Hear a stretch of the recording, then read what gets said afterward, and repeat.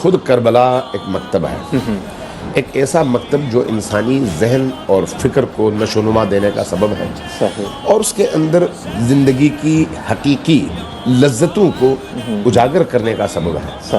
اگر انسان کربلا کو نہ سمجھ سکے تو وہ ایسے ہی ہے جیسے ایک انسان آنکھوں سے نابینا ہو، کانوں سے بہرا ہو، زبان سے وہ گونگا ہو اور لمس کی طاقت اس کے اندر نہ ہو، چکھنے کی طاقت اس میں نہ ہو۔ اب ایک ایسے انسان کو کسی بھی لذت کا احساس نہیں ہو سکتا۔ لذتوں کو محسوس کرنے کے لیے ان آلات اور وسائل کی ضرورت ہے۔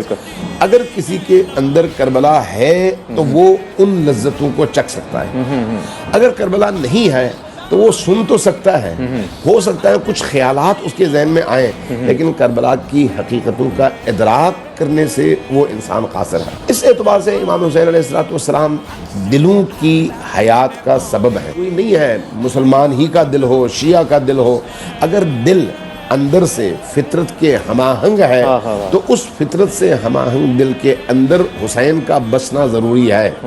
لہٰذا آپ اگر اقدار اور ویڈیوز کے اعتبار سے دیکھیں تو اس عظیم ترین ہستی کی بارگاہ میں حتیٰ وہ لوگ بھی سر جھکانے کو تیار ہو جاتے ہیں جو خود خدا کی بارگاہ میں سر نہیں جھکاتے۔